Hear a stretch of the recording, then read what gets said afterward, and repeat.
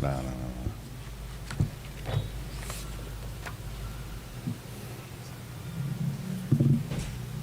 بسم الله الرحمن الرحيم الحمد لله رب العالمين وصلى الله وسلم وبارك على نبينا محمد وعلى آله وصحبه أجمعين ما بعد. So last week we did the introduction to the next installment of the Code of Conduct. And this is a book that's short, and inshallah we can do something a little different with this book, because the way the author, Allah yahfadhuhu, the way he put it together, a lot of times he doesn't mention the actual hadith connected to the issue, which doesn't mean it's not a hadith or proof connected to the issue. But Sheikh Salih Hussein hafidhahullah, he teaches in a haram in Medina, and generally the classes are for tulab al-ilm, a certain level that you already know, a certain level, but that doesn't mean anybody can't benefit from the book. So some things may be expected to already know, and some of the things that he points to, like we're going to see today, the hadith is famous, so most people probably heard the hadith already. So when he mentions it, he doesn't actually say mention the actual hadith, he just says as is mentioned in the authentic hadith of the Prophet ﷺ. But even with that, we want to at least hear the hadith itself. So be prepared to pull up the hadith on your phones, because the hadiths are famous. So the first one, he says, after the muqaddimah that we did last week, قال حفظه الله الأول إذا لقيت مسلما فسلم عليه قائلا السلام عليكم ورحمة الله وبركاته وإن سلم عليك فقل وعليكم السلام ورحمة الله وبركاته. Now this is basic Islamic etiquette or Islamic behavior, that the first thing, number one, and he says 10, the name of the book is the 10, explanation of the 10 different manners, if we could say, or mannerisms. But if we break them down, it might be a little more than 10, but they fall into the same section. The first one, if you come across a Muslim, then you are to do what? And give them salams, spread the salams. Saying what? Assalamu alaikum wa rahmatullahi wa barakatuh. So he says in this section, basically, this is under the chapter of the manners of the salams, right? When it comes to just saying the fact that we say assalamu alaikum to each other, sometimes we might overlook a lot of things connected to the salams. That number one, the salams are given to who? Muslims. And this is something special between the believers, that we initiate and give each other salams when we see each other. Number two, that the salams, even though he didn't mention it, the salams, to say assalamu alaikum, it doesn't mean hi in Arabic. It's not something that the Arabs just use to say hi. A lot of people might think that the salams is just how Muslims say hi to each other. But it's a little more than just saying hi. If we want to say hi, it's another way to say hi in Arabic, right? The salams are, in reality, that we pray for each other every time we say assalamu alaikum. Like that we make a dua for each other, that Allah protects you. Every time we say to each other, assalamu alaikum, it's a dua, a prayer that we say for one another. It's not just the fact that when you see somebody who's a Muslim that you want to say hi, so you use the salams to replace hi. So he says, number one, and he says there's three issues here in this section. And the first one is, إِذَا لَقِيتَ مُسْلِمًا فَسَلِّمْ عَلَيْهِ. From the adab al-Islam, this is from the behavior of the Muslims, or the manners of the Muslims, is spreading the salams. Now, how do we know spreading the salams is from the practice of the Muslims? Based on what?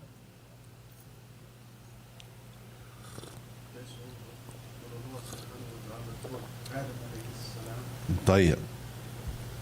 Which is the greetings. Nah, Sheikh. Nah. Even though he didn't mention it, he didn't mention that verse here, but it's I'm gonna be more specific, because he says, فَمِنْ أَدَبِ الْإِسْلَامِ Badlus salam. From the manners of Islam is that you spread the salams. All right? That's the key word, spread the salams. Now, how do we know that is from the manners of the Muslims, even though he didn't mention it? Yes. Jade. The Prophet ﷺ said in the hadith, a famous hadith is not here. He says, spread the salams to those you know and those who you don't know. Right? So the salams, to say assalamu alaikum, is not only for the Muslims that you know. Meaning, if I don't know you, I'm not going to say assalamu alaikum to you. That's not what the hadith says. The hadith says, if anybody want to pull the hadith up, pull the hadith up. The hadith says, spread the salams to those that you know and those that you don't know. And I'm mentioning it like this on purpose so that we can correct the understanding that we have, a lot of us, as far as who should we be saying assalamu alaikum to and who we don't say assalamu alaikum to, right?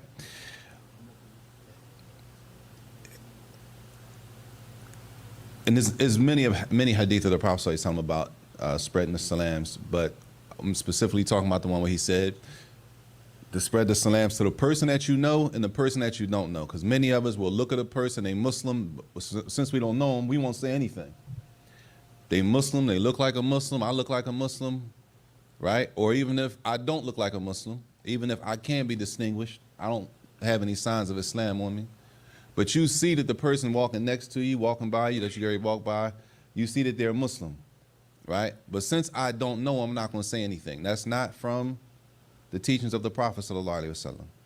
But the hadith says, you found it? What does it say, Shaykh? It says, Abdullah ibn Amr radiallahu anhu reported, a man asked the Messenger of Allah sallallahu alaihi wasallam, which Islam is best? Which Islam is best? That's what the man asked the Prophet sallallahu alaihi wasallam. Which Islam is best? Tayyib. The Messenger of Allah sallallahu alaihi wasallam said, to feed the hungry. To feed the hungry. The Prophet sallallahu alaihi wasallam said, feed the hungry people. And to greet with peace those who you know and to greet those who you know and those who you don't know. Now we got to ask ourselves, why do I, not talking about nobody, why nobody else, why would I, me personally, why would I see a Muslim and not give him salams? If the hadith says the best Islam, the man asked the Prophet something, what is the best Islam? And he said to feed the people who need to be fed, that are hungry, and to give salams to the people you know and the people you don't know. So why would I, as a Muslim, see a Muslim, know it's a Muslim? We're not talking about I know there was a Muslim. I see a Muslim, I know they're a Muslim, and I won't say anything. When the best Islam, as the Prophet ﷺ said, is to do that. Everybody clear? That's part of correcting the mistakes that we have and how we're practicing the basics of our deen. If the hadith says to do something, I got to ask myself, why am I not doing it? I have the ability to do that. Some things I might say, I'm not really there yet, right? We give salams to any and everybody. So then why is it some people we see them and we don't salam them? Unless we understand the hadith in a different way. I'll just say that. Tayyib. So he says, number one, that's from the manners of Islam is to spread the salams. Tayyib. It's another hadith that mentions the benefit of spreading the salams. The Messenger of Allah, peace be blessed and said, O people, spread peace, feed the hungry, and pray at night when people are sleeping, and you will enter paradise. Allah Akbar. Hold on, read that again, Sheikh. It says, the hadith says, the other hadith says, and the Prophet ﷺ said at the end of this hadith, he said, if you do this, these people will enter paradise with peace, with salam, bis salam. If you do three things, he said, alayhi salatu wasalam. He says, spread peace, spread the salams. If we say spread peace, we need to know what that means. That means when you see a Muslim, you say at least, assalamu alaikum. At the least. That's spread peace, spread the salam. Feed the hungry. Pray at night while everybody else is sleeping. It's easier to pray in the jama'ah in the daytime when everybody's moving around. It's a lot more difficult. It takes a lot more for a person to pray at night when they're in their homes and nobody's looking, everybody else is asleep. It takes a lot more for a person to get up at that point and pray alone. He said, and the people who do this will enter paradise in peace for doing those three things. طيب. Next he says, محله. When are the salams to be given? That's not a trick question. When you see a Muslim. طيب. I'm just being literal. Literal. I could see a Muslim at the corner of the block. You gonna scream assalamu alaikum? No, not why not. Are you? Probably not. Right? Somebody riding down on the bus, you might happen to look up and see a kufi or a khimar. You're not gonna say nothing. Right? So now we say when we, what? إذا لقيت. If you meet them, right? If you meet them in close proximity, we talking about somebody in close proximity where it's possible to do it. He says, توافي اثنين متقابلين أو أكثر. When you meet two or more people, when two or more people meet, I mean, you're not giving salams to yourself. You're going to give salams to one person and somebody else that's a Muslim, or it might be a group of people. It might be a group of Muslims, right? طيب. After that, he says there's two types of meetings, and this applies to us today. He says it's نوعان. اللقي نوعان. It's two meetings. It's two ways we meet each other. طيب. Number one, he says the real اللقي حقيقي. We really met. We really came across each other. Which means what? It was a scheduled meeting. It wasn't scheduled. No, it didn't have to be scheduled. Got engaged. If I say we met, that means we what? Face to face. We physically met or physically crossed paths. Not that we had to say we're going to meet here and meet up. No, we just crossed paths physically, right? He describes it as وَهُوَ مَكَانَ بِلَا hijab. This is a situation where there's nothing blocking us from each other. We come across, we see each other, we give salams, right? What's normal, right? He says, وَالْآخَرْ. The other meeting is لَقِيُّ الْحُكْمِ. He says this type of, if we say meeting, it takes the ruling as if we really saw each other, but we didn't see each other. Like what? Texting, on phone calls, anything that's blocking us from actually seeing each other. That means when you pick up the phone, y'all, we Muslim. It's a Muslim calling you, and then we go right in. Where you at? What you doing? No salams, no nothing. I'm in call. Or we pick up the phone, you finally call me back. We pick up the phone and say anything besides the salams, right? Even if it's on the phone, even if it's on a text, and some people are real sensitive about you not responding to they salams. And I'm not saying you shake. I just having to look at you. Now I'm not talking about the shake. I'm not. I was just thinking. People say, shake. I'm not talking about you. I'm really not. I'm not. Right? If you don't respond to a text message, rightfully so. If I give you salams in a text message, right, and you respond with something else, right, rightfully so, I gave you the salams. Before you respond with anything else, you need to respond with the salams. So he says those are the two types of meetings. Either that you're actually face to face with a person, or that even if it's something blocking us from seeing each other, the fact that we have at this point come together, crossed paths, met up on some type of, we call it now, platform, or whatever the situation is, that we should still spread the salams. Tayyip, what's the condition for spreading the salams? Huh? Jade, explain the condition. In order for me to give a person salams, there's only one condition I need. That they should be Muslim. It's a Muslim, salam alaikum. They ain't deening like that. I don't be seeing them at the masjid. They don't got a thobe on. I don't know about all that. They Muslim? You know they're Muslim? Give them the salams. What if she not covered? What if she was Muslim? She was covering, right?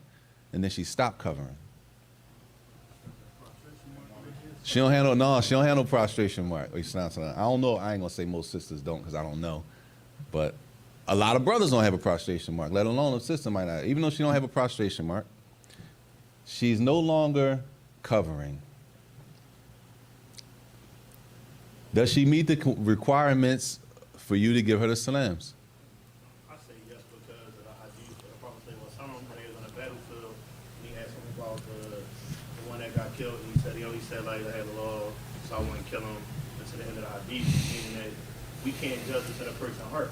You know, so we don't know because somebody apparently doesn't look like they're practicing that they apostated and left Islam. If we know them to be a Muslim, and even like, I can see that they're not covered or whatever the case, that's not for us to judge based off of that.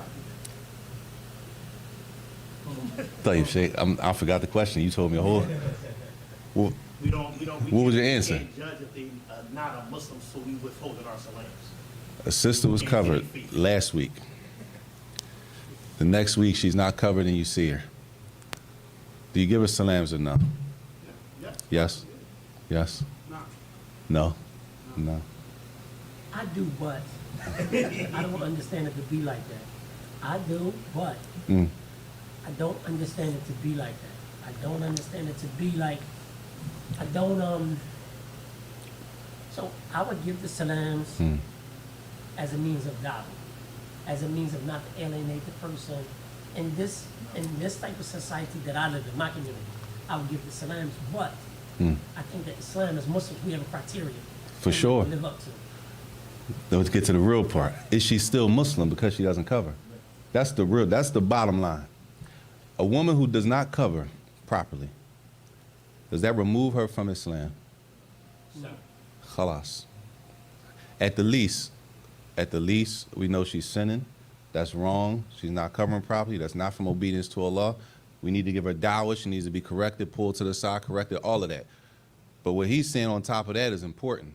In the type of situation we live in, removing the salams from a person like that as to abandon them or a punishment or not, I ain't banging with them, they not right, that might push them even further away in our situation. We're not talking about everywhere else. We're talking about in our situation. And even in our situation, you knowing the person personally, if you do know him personally, that could vary from person to person. Right? So the point was of all of that is if we know the person is a Muslim, right, then, because we can use the same thing for a brother. Next week he come, he shaved his beard. He's still a Muslim? Sheikh, is she still a Muslim, Sheikh? If she don't have, I just want to know, man, make sure. I just want to know what we thinking. That's the criteria for us extending the salams. For me to say to a person, Assalamu alaikum, I know you Muslim. Okay, you might not be doing as good as you were doing last month. I can't say because a person is not doing as well as they were doing in Ramadan that they're not Muslim anymore. No matter how, we can't allow our emotion to override the Islamic ruling, because we might see stuff like that and it bothers us. Sister, look, mashallah, she was doing good. Or brother was doing good. Like we was, you know what I'm saying? Why? You're like, why? And it might bother us for real. But that doesn't necessarily mean they've left Islam. Tayyib.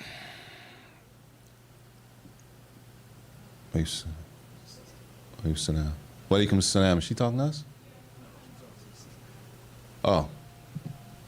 Somebody stole a mic. I ain't gonna say they stole a mic, but we had some mics over there for the sisters. They're not there anymore. I don't know where they went. Allah Mustaan. Tayyib.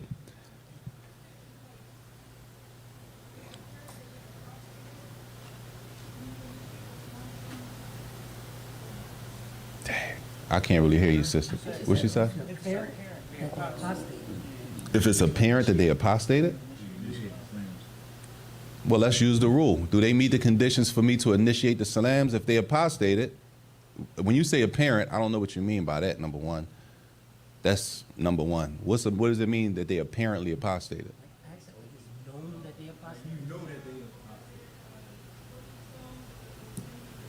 What she say? Hold on, the brother's coming to deliver. You can. It ain't long. Oh. We'll do this one. Like if you know, like they go to church now, or they worship in stones. Yeah, if you know that they left Islam, khalas, then they don't meet the requirements for you to say Assalamu alaikum. If we know for sure that a person has left Islam, then we don't have to say Assalamu alaikum to them. They don't meet the requirement that the salams are between the believers, the Muslims. Huh? Oh, that's a different story. We ain't get there yet. طيب. He said the second issue, as he mentioned in the heading, he says قائلا. He said, Assalamu alaikum wa rahmatullahi wa barakatuh. So he said, firstly, you meet a Muslim, what you say to the Muslim is, Assalamu alaikum wa rahmatullahi wa barakatuh. Right? And if I've done that, I've done the most that I can do as far as giving the salams. And he says that, he mentioned that to encourage people to do what's best. What's best is to say, Assalamu alaikum wa rahmatullahi wa barakatuh. Even though some of the ulama say, if you say Assalamu alaikum, to leave the person to come back with something better. Right? But he said he mentioned it like that to encourage the people to say Assalamu alaikum wa rahmatullahi wa barakatuh. The least, when I see a Muslim, the least I can say is what? Huh? Assalamu alaikum? Or, no, I'm not getting to the Alif Lam and all that. I'm not going to get into that. Because some people say, they see a Muslim and they'll just say, Salam, Assalam. I don't know what the, no, not my salam, they just say salam. I don't know. People be doing stuff. Sometimes I mention it because maybe I don't know, maybe somebody heard it before, they might want to fill me in. They say assalam. Or like I've seen people, right? They got a problem with another brother or another sister, so they don't say assalamu alaikum. They'll say assalam. Or if if the other brother had a problem with gave him salam, and they say assalamu alaikum, they'll say wa alaikum. I've seen people do that before, like that, right? So he says that there's 3 levels to the salams. If I'm gonna say assalamu alaikum to somebody, it's 3 levels. What's the least I can say is assalamu alaikum, or assalamu alaikum wa rahmatullah, or assalamu alaikum wa rahmatullahi wa barakatuh. That's it. Easy. Allah musta'an. May Allah forgive us, man. He said there's nothing to go further after that. And he said the hadith al-warida fi ziyada alayha la yasihhu minha shay'un. Some people add after the hadith or after the salams, assalamu alaikum wa rahmatullahi wa barakatuh. And sometimes people say, well, maghfiratuhu and stuff like that. He says that those narrations are not authentic to add anything after assalamu alaikum wa rahmatullah. Wallahu a'lam, we're not even getting into that. But either way, he just mentioned the 3 levels of the salams. At the least, assalamu alaikum. At the most, assalamu alaikum wa rahmatullah. And anything in between. طيب. The third issue is returning the salams. وَإِن سَلَّمَ عَلَيْكَ فَقُولْ وَعَلَيْكُمُ السَّلَامُ وَرَحْمَةُ اللَّهِ وَبَرَكَاتُهُ. That if a person gives you the salams, then you return the salams with what is at least equal to what they said. So if a person only used the lowest level of the salams, which is, if you could even say that, let's say the wording with the least amount of reward, all right? The one with the least amount of reward is to say, assalamu alaikum. How many rewards is for that? 10. How we know that? It's a hadith. What's the hadith? If we say assalamu alaikum, that's 10 rewards. How we know that?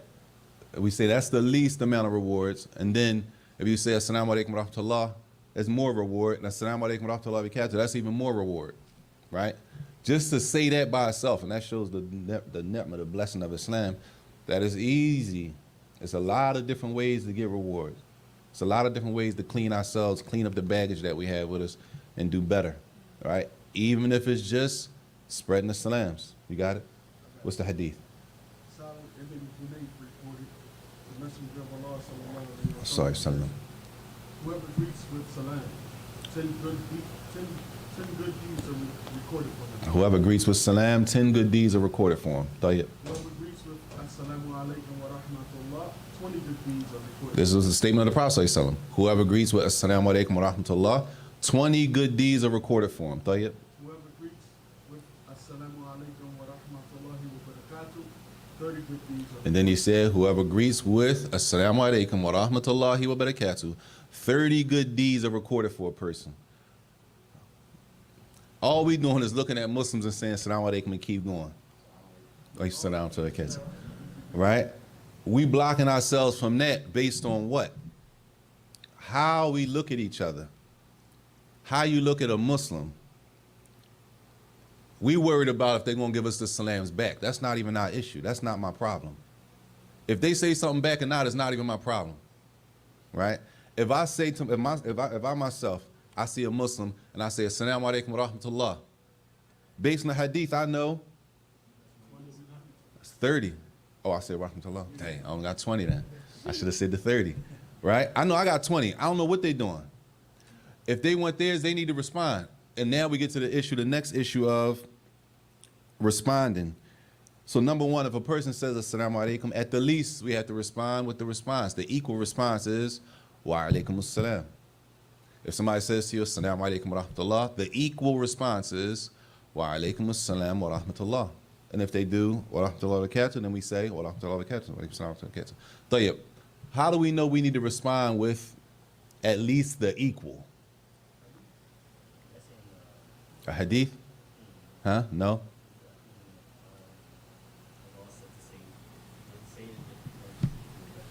Jade. The hadith, not the hadith. The verse. What's the verse? People might want to know the verse so they can, when they go home, they can know. We can look at the Quran and we can say, okay, so this way we know when somebody gives me salams, I'm supposed to respond. I'm not supposed to act like I ain't hear them. They don't look like me. They don't pray. I don't never see them praying. Right? Brother told me he doesn't pray here. I didn't see him praying here. Not here. We was at another masjid. A brother died, rahimahullah. And the brother was contemplating if he was going to pray his janazah. So I asked him, well, why are you not going to pray his janazah? He stopped coming around.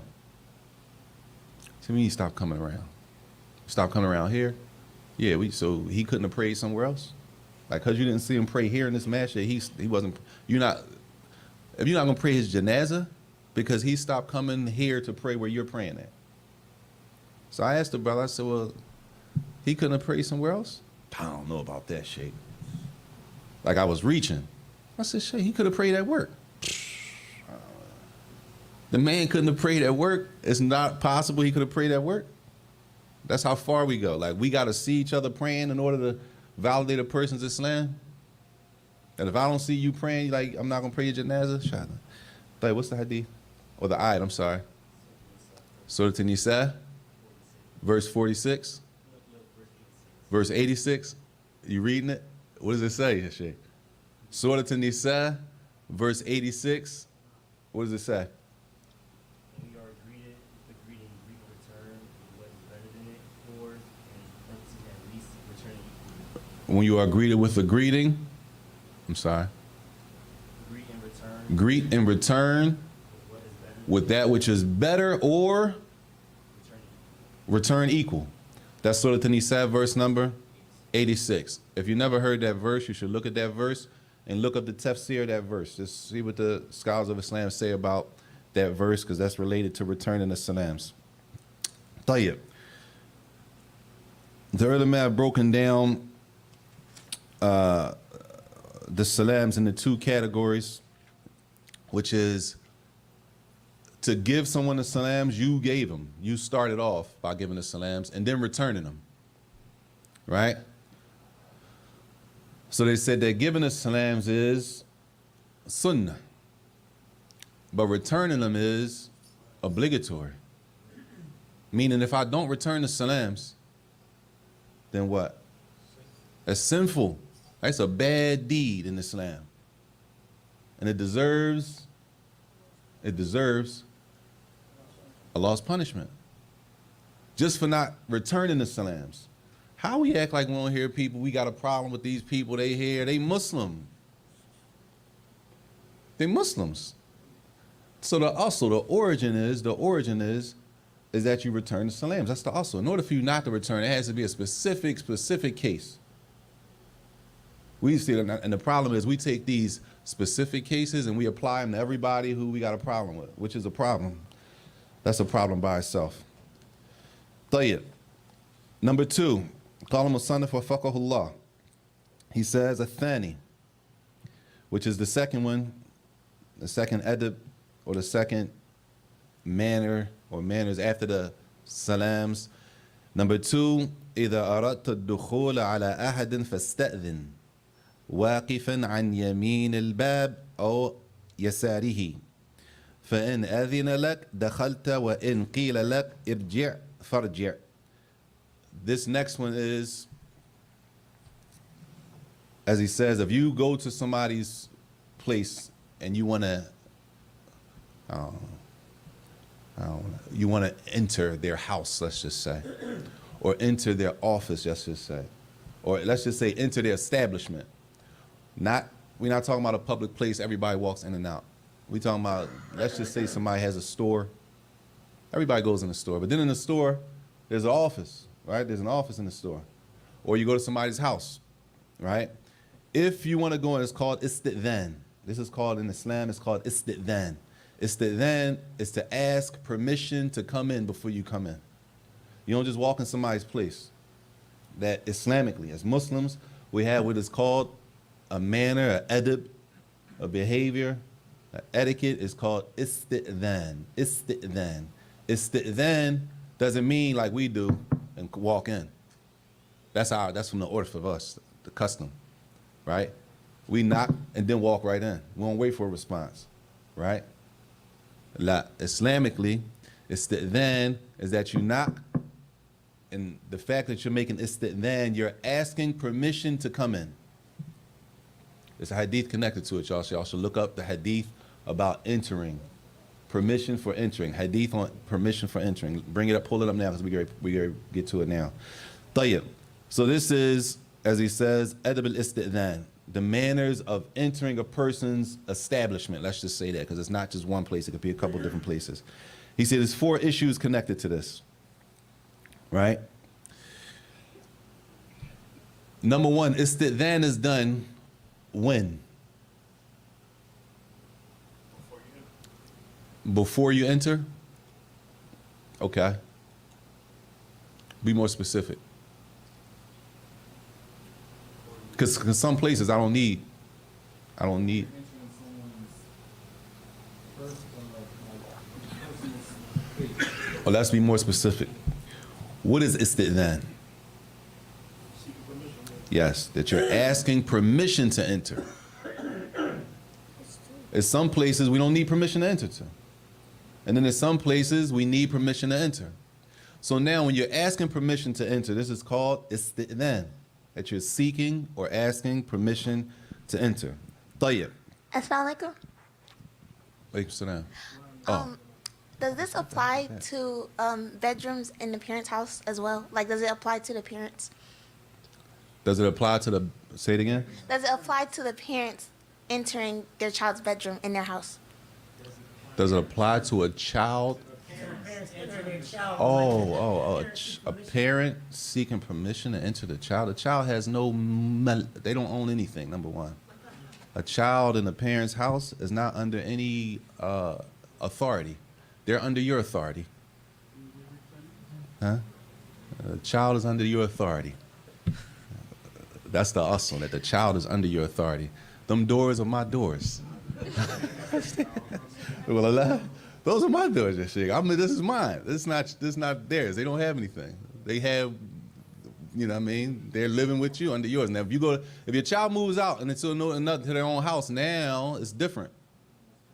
That's different. Even though that's your child, they moved out in their own house, now it's a different situation.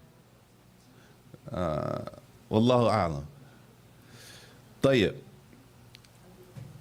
He says, وَلَمْ يُؤَخِّرُهُ حَتَّى يَدْخُلَ. He says that you don't ask permission after you enter. You know how we do. We'll not open the door, come in, something be going on, be like, it's cool if I come in? Like, if I say no now, what?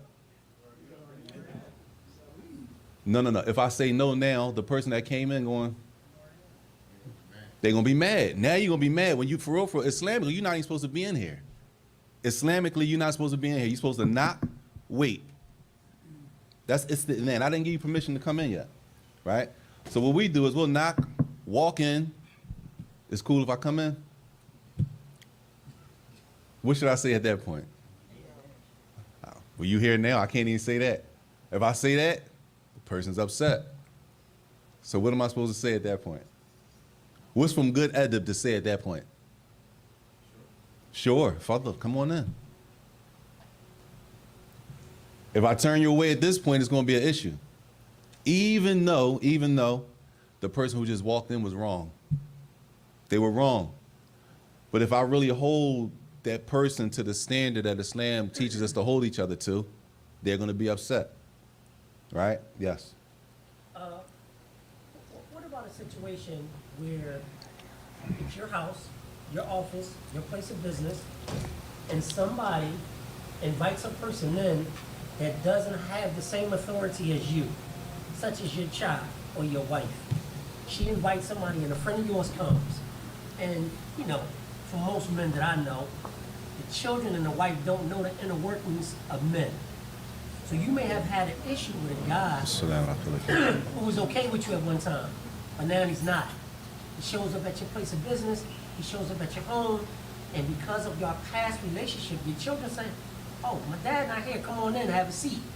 Then you get there, and it's like, it's an issue. No doubt. So what's the case of that when a person gives a person permission to come in that doesn't have that type of authority? I mean, that specific situation, like you mentioned it, that's on the father. You didn't prep everybody. You supposed if you had a running relationship with a brother, and that's the norm. If that relationship is broken off, you got to alert the rest of the household like, yo, it ain't what it was, something different. If he come by, don't let him in. You can't really hold them accountable for what they know is the norm. Normally, that's normal. Oh, y'all had a fallout, you never said nothing. That's from the person to update the household, let everybody know what's going on. Everybody with me? Something. Allahu Akbar. And there's a lot of different situations that could come up, but like you said, the authority is one thing. And if something changes, I need to let everybody know. Listen, if such and such come back here, don't let them in. Because if I don't do that, everybody's under the assumption that everything is okay like it was before. So if something changes, you need to update everybody who's under your authority to let them know, no, it's not what it used to be. So if she comes here or he comes here, don't let them in. Tayyib. So he says, so the amr bil istidhan yakunu fi ma huwa mahjubun adatan. He said this is for things that are generally closed off. Adatan means according to what's the ada to us. So for example, the norm to us, which may not be the norm in other places, y'all. You might go to a different country, a different city. It's not the norm to us, right? If somebody has a place of business, they have inside of their place of business, they have an office for administration. Now, the front door to their business, can we walk in? That's normal. What about their private offices? Do we walk in those? No. So what's the Islamic rule when it comes to that office, not the entrance to the establishment, the business? To that office, to us, we all understand that to be a private office, right? So now we have to apply istidhan. We had to seek permission. But what if that's my man? If that's my man business, I know that's my cousin. Still, you know what's going on. Your cousin, he could be in there, or if it's a woman, she could be in there changing her clothes. It's her private office. It could be your cousin of the opposite sex or of the same sex. They in there changing. It's their business. It's their private room. They in there changing their clothes, whatever the case may be. They bought extra clothes. Whatever the case, they change their clothes. You don't knock, you bust in there, yo. And that's part of istidhan, so that we don't uncover the person's odor. You don't see something that you're not supposed to see. Even if we know the people, we good, that's my man, that's family.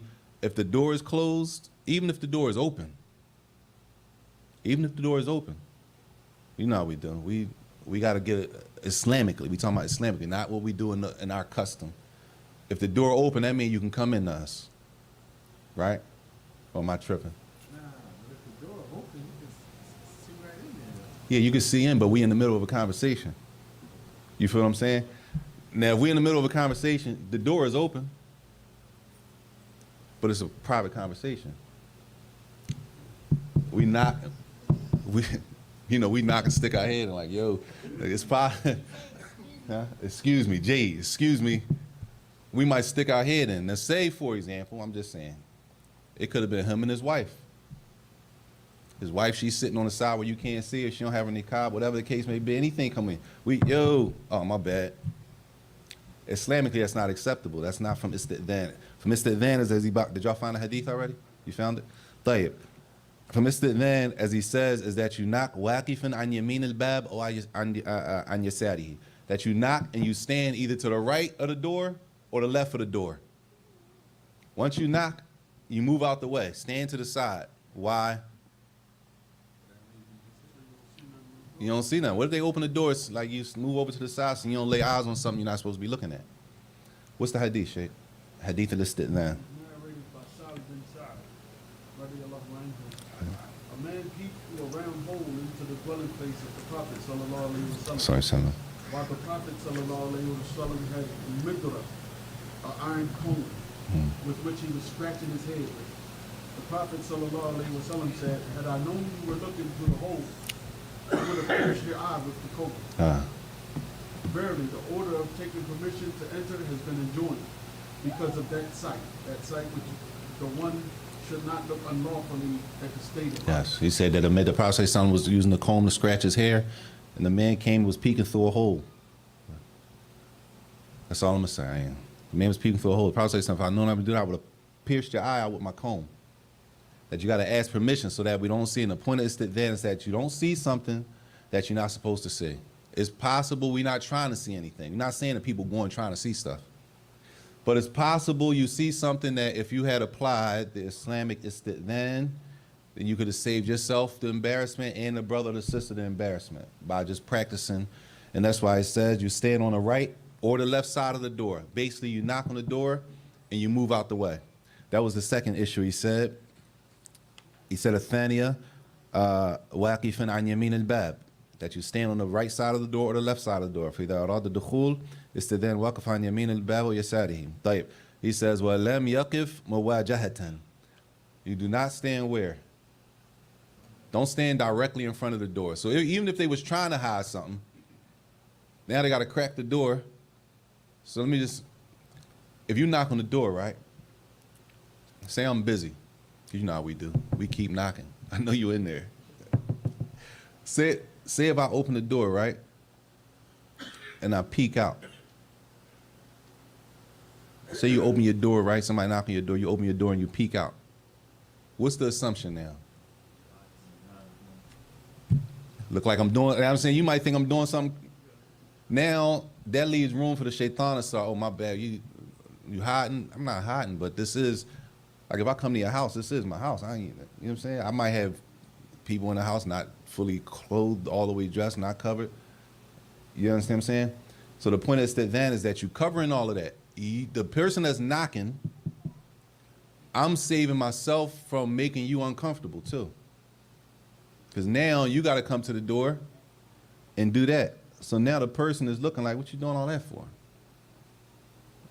And it could turn into something that it really doesn't have to. طيب, everybody clear?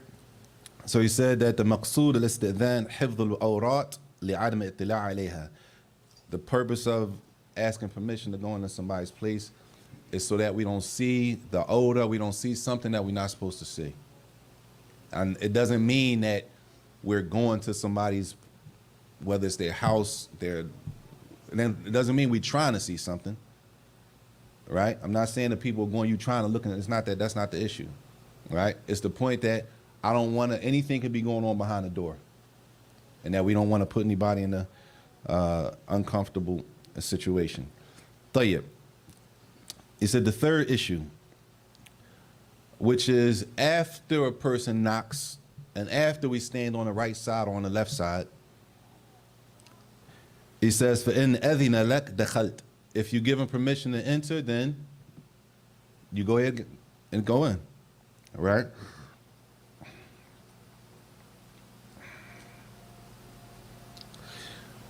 How do you know when you've been given permission to come in?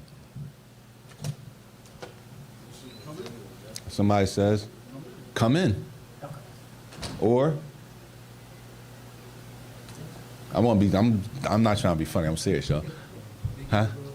They give you a hand gesture, come on in. Tell you what else? Huh? They open the door? How do they do that? person on the inside opens. If the person opens the door, that means come in. Some people, yeah, like if the door is shut and you just knock and then they open it, like I'm on the inside of my door, you knock on my door, I know it's Saajid over there, and I open it up. You know that means to come on in because I open it, else I wouldn't. No. Yo, I know what he's saying too. But you agree with that, Shake? You gotta stand to the side and let it know. Huh? From what you just said, right? Yes. Previously, right? You just said that from the etiquettes, right, is that when you knock on the door, right, that you either stand to the right or to the left. Right? Yes. So that's what I'm taking the Islamic stance. You knock on somebody's door. If they open the door, does that mean go in? No, Depend on the person. Huh? they open a door and then they do like this and say something. That's what you saying. Right? You saying what he's saying, right? He's saying if they open the door and they give you a signal to come in. And they say come on. Open the door doesn't mean come in. Open the door don't mean come in. Listen what I'm saying, y'all. Listen what I'm saying. Opening the door, does that mean come in? No.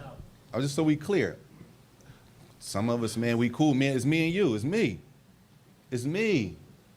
I'm using us with how we do. It's me. I open the door, you walk right in.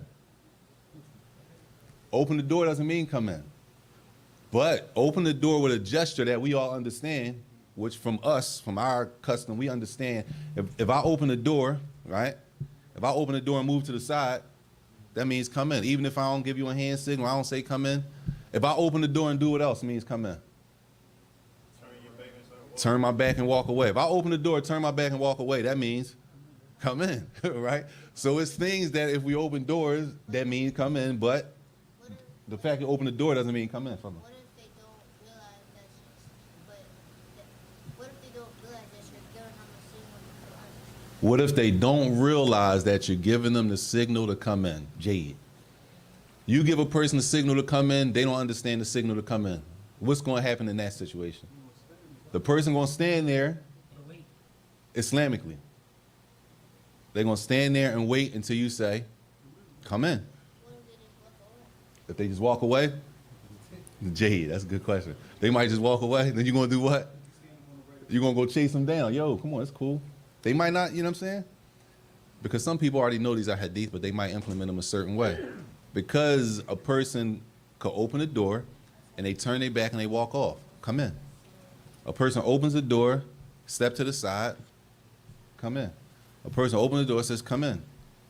Right? Or any other word, what else might we say? Huh? Fadl. Or what else in دخل. ادخل. طيب. What else might we say in English besides come in? Yo, man. Mashallah. What'd you say? You may come in. No, I'm serious, y'all. I'm not. Yeah, I mean, like, yeah, us. I'm not talking. Come on. You good? It don't have to be it's not formal. It doesn't have to be a formal meaning for us to implement the hadith. Yes. Going on what the Sheikh was saying, the opposite is true too. If a person opened up the door and they just opened up the door like, what's up? Yeah. You know not to go in. You know, no doubt. That's why I'm saying opening the door doesn't mean enter. But we do have signs that when we open the door, it means enter. Right? He says, you good.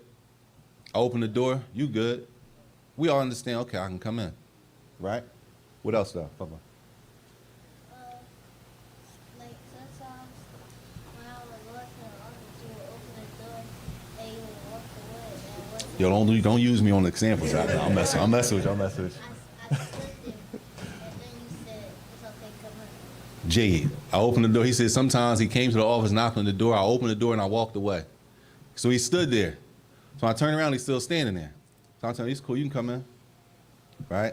So we might say you good. Point being, you're given the authority to come in. Whether it's not one word that it has to be said. You know, I don't have to say one thing. We understood what it means to enter. Tayyib. So he says after that, and that was the third one. He says, لا ينحصر حصول الإذن بقول ادخل. the permission to enter is not attached to one word, where I have to say only enter, right? He says بل يلحق به ما كان في معناه عرفا, but it's connected to anything that's understood to those people. That means enter.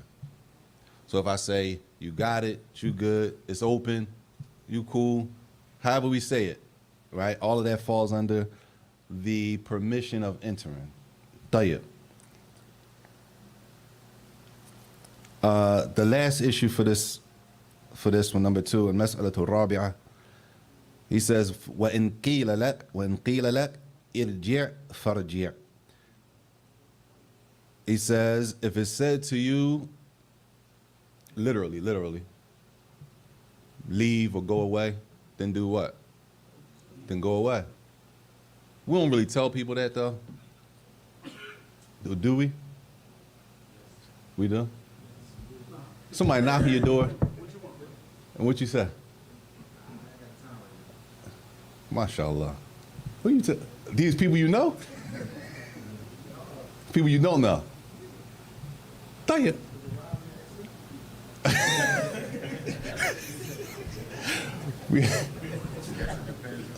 Yeah, I guess we might, yeah. I'm cool, all right. Tell you, what else? How else do we tell people to leave? Because what it's basically saying, if a person tells you, basically they're not giving you permission to come in. So if they're not giving you permission to come in, they tell you, literally, if they tell you to go away, then you're supposed to leave. Right? We're supposed to leave. If they say go away, leave. طيب. It says this is in the case إذا لم يؤذن لك فمنعت وقيل لك ارجع. If a person says to you, right, to leave them alone, then just leave them alone. Everybody clear? But I want to know what we might not say, get out of here, or I'm tied up. not right now. I'm tied up. Come back.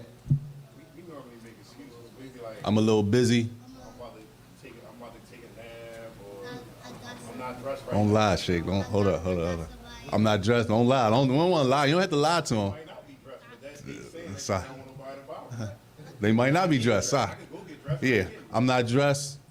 We need to understand when people trying to tell us no, we need to read between the lines. We say read between the lines. When people try to tell us no, we need to understand, all right, let me just fall back. Don't force anybody's hand. Yes. I'm on a phone call. Say it again. I'm on an important phone call. MashaAllah. I'm on an important phone call. Lord, but I'm on an important phone call. Tayyip, all that's cool. The only problem is when people do it to us, we take it personal. This is Islamically, I'm not supposed to put you in a bind. If I knock on your door, you busy. If you answer, because the person might come to the door. They might come to the door just so they don't leave you hanging. Like we said, I ain't gonna leave you hanging, standing there. Open the door. But if I open the door, that doesn't mean come in automatically, right? If I don't open the door, if I say, I'm gonna use yours. If I say, I'm on an important phone call, to us, what is that? Wait. Oh man, that ain't right. See, that's the problem. I'm gonna come in, but I'm gonna be quiet. No, I'm on an important phone. It might be private. But I'm glad you said that though. I'm on an important phone. I'm gonna still come in. Oh, you on the call? I'm gonna sit over here. Let me ask. Hold on. Let me ask you this before you go.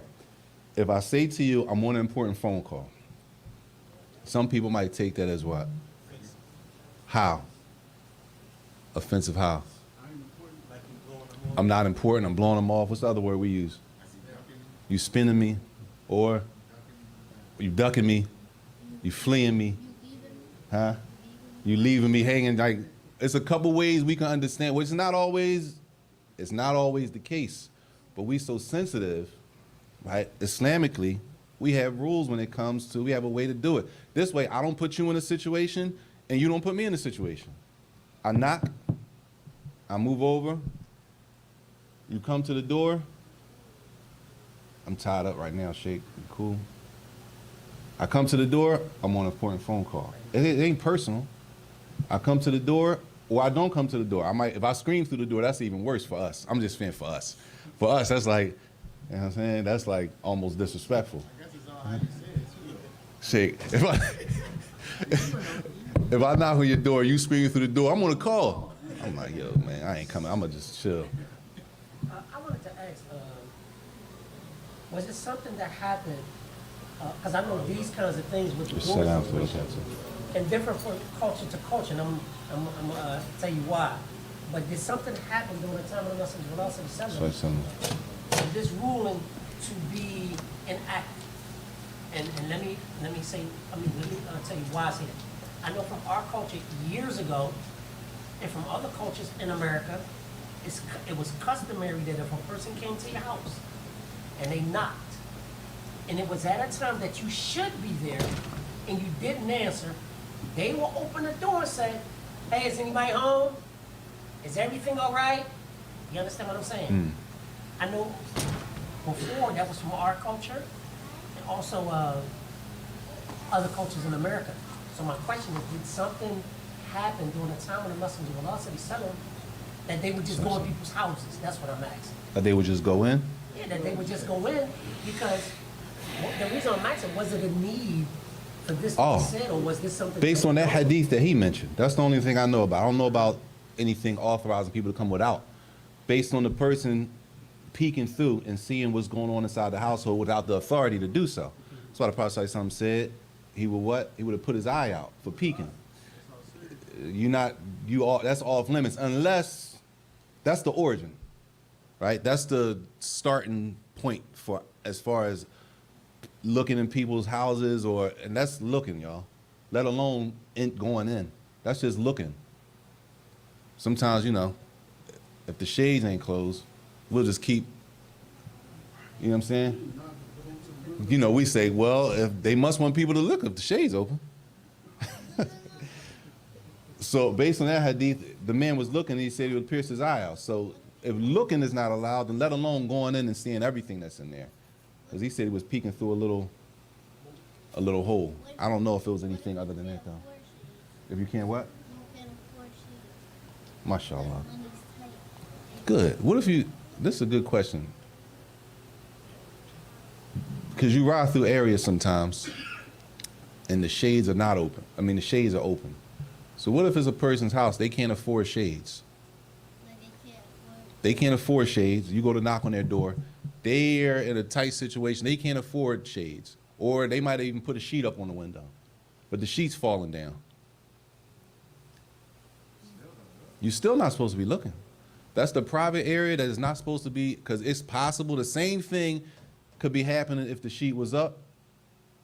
That is people walking around not covered properly that you're not supposed to be able to see like that. So if the sheet falls down, it's the same situation. If there's no blinds up, it's the same situation. If it's after Maghrib, they usually close the blinds, but they left the blinds open. They don't mean keep looking in. Oh, I see them. They right there sitting on the couch. You knocking on the joint. I know they hear the door. Like, that's not, Islamically, that's not acceptable. Let me call his phone. Then he pick up the phone. I'm looking at stuff. We're not supposed to do that to each other. Put them in a tight, you put somebody in a tight situation. I'm looking at you. I'm busy. Busy to me could be. If I tell you I'm busy, right? Yeah, I'm busy sitting here talking to my family. We having a conversation. On the outside looking in, it just look like you watching TV. No, we in the middle of a deep conversation now. So we don't want to put each other in that type of tight situation. We don't have to. That's the adhan, right? We could stop there though, unless there's any questions. If there's no questions, further. So let's move back to returning to Salam, right? Uh-huh. What if somebody you know that's not Muslim gave you salams? Can you still return the salam? Many of the ulama said if a non-Muslim gives you the salams properly, then you return the salams. If a non-Muslim gives them to you properly, huh? What if they was an apostate? Like they apostate? They not Muslim. Apostate, they ain't Muslim. If a non-Muslim, many ulama say based on the verse in Surah An-Nisa, right? Verse number. Non-Muslim. It didn't say Ahl Kitab. I don't know if they said only if Ahl Kitab give you the salams. A murtad, an apostate, is not a Muslim. Just like a Christian is not a Muslim, a Jew is not a Muslim, an atheist is not a Muslim, an apostate is not a Muslim. So the rule that they use the verse from Surah An-Nisa, the same verse that says return them. Many of the ulama use the same verse that say even if a kafir or non-Muslim was to give you salams, they give you the proper salams that you return them. And Allahu Ta'ala A'lam. Allahu A'lam. Fadl. You know, you text about returning the salams when somebody is in front of your eyes committing a sin, like they smoking a cigarette. I mean, you know, these texts of salams being returned under those circumstances, somebody committing a sin in open.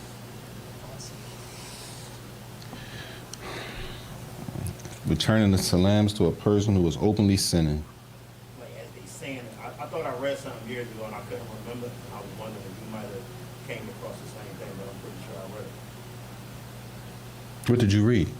I thought I read something. I'm pretty sure I read it on Riyadh Salihin, but it was years ago, and I'm pretty sure it was talking about like the obligation to do so is lifted if they something about the If they're openly sinning? yeah, like something like that along those lines. Like in the act of specifically in the act of committing the sin while they giving us a land. Allah A'lam.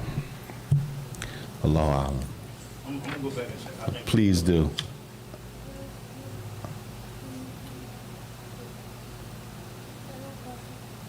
we got it. Fadl. Yes. So when I went to school, it was like four Muslims in my class, Okay. and like I would get a whole bunch of questions because they were new, and I was like the only Muslim that in transfer saying class, like I was the only Muslim that could be getting out of here. So I had a whole bunch of questions that I couldn't answer because I didn't know if I could do it. And one of them was if I could take the sister from the class and show them where I should be, and like take them and show them how to make wudu and stuff. If you could do what? And I could show them how to make wudu and stuff. Show who I make with The sisters in my class. the sisters in your class? We talk after class, inshallah. Jazakallah khairan wa sallallahu wa sallam barak nabiyina Muhammad wa ala alihi wa sahbihi wa sallam.